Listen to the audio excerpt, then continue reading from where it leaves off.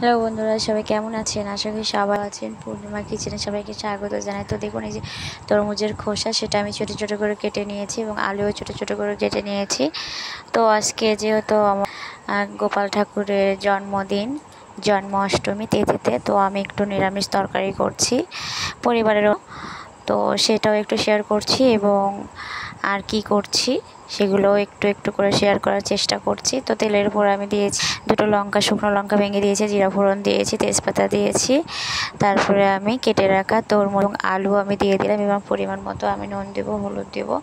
আর যেহেতু তরমুজের খোসা, তরমুজ মানেই মিষ্টি, খোসাও নিশ্চয়ই মিষ্টি, তো সেই জন্য আমি জ্বালের গুঁড়ো অ্যাড করেছি, একটু বেশি পরিমাণে জ্বালের গুঁড়ো অ্যাড করেছি। সুন্দর করে অ্যাড করার পর যতটা পরিমাণ প্রয়োজন ঠিক ততটা পরিমাণ আমি অ্যাড করে তারপর সুন্দর করে কষিয়ে নিব। আর তেলটা খেয়ে দিতে হবে, যেহেতু আমি নিরামিষ তরকারি করছি। তো অনেকক্ষণ সময় নিয়ে তরকারিটা কষানো হয়ে গেলে তারপর আমি জল দিব। তো খুব বেশি মাখো মাখো করবো না, একটু ঝোল টাইপেরই করছি আজকে।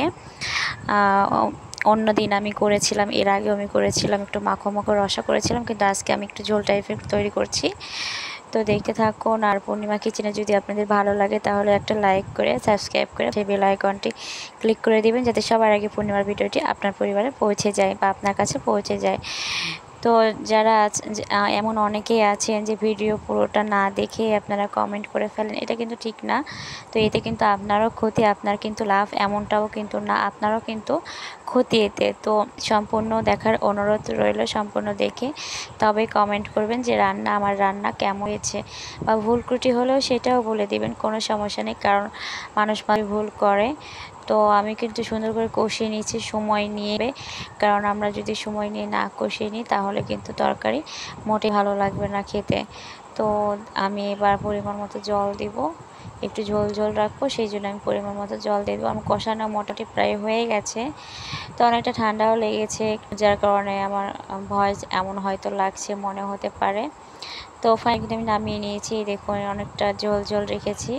কেমন হয়েছে কমেন্ট করে জানাবেন বন্ধুরা। তো দেখুন কত সুন্দর হয়েছে, আমার কাছে তো অনেক বেশ ভালো লাগছে।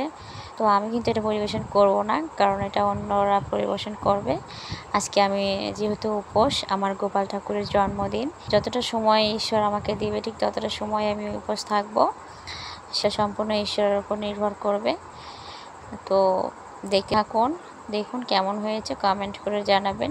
আজকে তরমুজের খোসার ঝাল ঝাল ঝোল রান্না করেছি, তরমুজের খোসার ঝাল ঝাল ঝোল রান্না করেছি। আর এবার আমি তৈরি করব আমার গোপাল ঠাকুরের জন্য তালের বড়া তৈরি করব। তো দেখুন, আমি কিন্তু আটা নিয়েছি এবং চিনি নিয়েছি এবং তাল আগে থেকে আমাদের তালের গাছ তাল ধরে, হ্যাঁ, আগে থেকে তাল ছেঁকে রাখা হয়েছিল, সেইটা দিয়ে আমি সুন্দর করে এবার ছোটো ছোটো করে তালের বড়া করে নেব।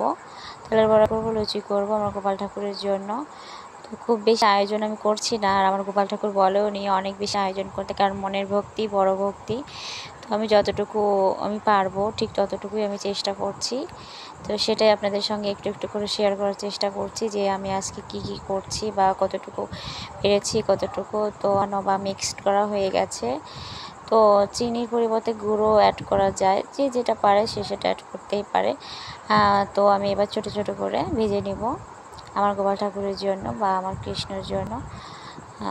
আজকে আমার কৃষ্ণ বা গোপাল ঠাকুরের জন্মদিন, সেই জন্য যে যার মতো করে সবাই যারা আছেন উপোস আছেন, অনেকে নির্জলা আছেন, অনেকে অর্ধেক সময় মানে অর্ধেক দিন বা পুরো দিন এরকমটা। তো যাই হোক, যে যতটা পারবে ঈশ্বর যতটা তাকে ধৈর্য শক্তি দেবে ঠিক সে থাকবে, তাই না? তো ভগবানের এই দিনটাকে আমাদের সবারই স্মরণ রাখা উচিত, মনে রাখা উচিত। ঈশ্বর ঈশ্বর সবার কাছে সমান, সে যে যে ধর্মেই হোক না কেন, ঈশ্বর হোক, গড হোক, আল্লাহ হোক, সবার কাছে সমান। তো দেখুন লাল লাল করে আমি ভেজে নিচ্ছি, আমি অনেকটা লাল লাল করে ভেজে নেব, লাল লালও হবে কিন্তু, হ্যাঁ। শুধু অনেকে মনে করে যে গুড় দিলেই তালের বড়া অনেক লাল লাল হয় আর চিনি অ্যাড করলে লাল লাল হয় না, এটা কিন্তু ভুল সম্পূর্ণ। তো দেখুন, তার অনেকটা তালের উপরও নির্ভর করে আপনার তালটা আপনার লাল নাকি তালটা একটু সাদা বা গোলাপি এরকম কিছুটা। তো আমাদের গাছের তাল অনেকটা লাল, অনেক মানে অনেক লাল, যে কারণে আমি চিনি দিয়ে করেছি। তবুও দেখুন কতটা সুন্দর হয়েছে, অনেকগুলো করেছি। তো তালের বড়া কেমন হয়েছে কমেন্ট করে জানাবেন, আর তরমুজের খোসার ঝোল কেমন হয়েছে সেটাও কমেন্ট করে জানাবেন। তো পূর্ণিমা রান্না কেমন লাগে সেটা কমেন্ট করতে ভুলবেন না। পূর্ণিমা রোজই চেষ্টা করে সে পরিবারের জন্য যেটা রান্না করে সেটাই আপনাদের সঙ্গে শেয়ার করার, কারণ আপনারাও একটা পরিবার আর এটা তো আমার কাজ, তাই না? তো কাজ তো করতেই হবে, কাজ অফ রাখলে তো চলবে না। তো আমার ছেলেকে একটু কিছুটা গোপাল সাজানোর চেষ্টা করলাম, তবুও পারি নাই, বাট চেষ্টা করেছি। ও এত দুষ্টু যে ও সেকেন্ড সময় দেয়, তো সেকেন্ডের মধ্যেই চেষ্টা করানো হয়। ও মানে এত পরিমাণে দুষ্টু যে ও স্থির হয়ে থাকে না, সব সময় অস্থির। মানে কি বলবো, ঠাকুর ওর ভিতরে এত চঞ্চলতা আর এত দুষ্টুমি দিয়েছে লিমিট ছাড়া। আমার ঘরের কৃষ্ণকে ভোগ মানে ঘরের গোপালকে দেওয়ার আগে আমার আমার নিজের এই গোপাল চলে আসে। তো আমার কি বলবো, দুই গোপালের মাঝে ঝগড়া গণ্ডগোল হয়তো শুরু হয়ে যায়। তো কিছু করার নেই, কারণ আমার ছেলেও আমার গোপাল এবং আমার কৃষ্ণ আমার গোপাল। যাই হোক, পূর্ণিমা কিচেনে যদি ভালো লাগে আপনাদের, তাহলে অবশ্যই একটা লাইক কমেন্ট করে পাশে থাকবেন। আর ভালো না লাগলেও তবুও ধন্যবাদ জানাই। আমরা সবাই কাজ করতে ভালোবাসি, কেউ ছোট কাজ করি, কেউ বড় কাজ করি। ছোট কাজ করলেই যে কাউকে অসম্মান করতে হবে, আর বড় কাজ করলেই যে তাকে রেসপেক্ট করতে হবে, মাথায় তুলে রাখতে হবে। আর ছোট কাজ করলে যে পায়ের নিচে রাখতে হবে, এরকম চিন্তাভাবনা কারোরই করা উচিত নয়। কারণ কখন যে আমরা যারা উপবাস করি নিচতলায় চলে আসব, সেটা কিন্তু কেউ আমরা জানি না, একমাত্র ঈশ্বর ছাড়া।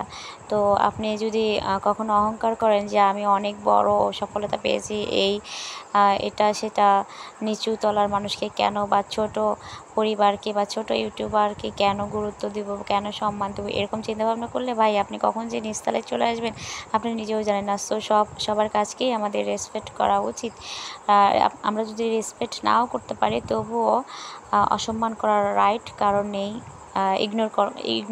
ইগনোর করার রাইট আছে আপনার। কোনো যদি পরিবার আপনি ইগনোর করে চলে যাবেন, কোনো সমস্যা নেই, বাট কখনোই কাউকেই অসম্মান করা উচিত নয়।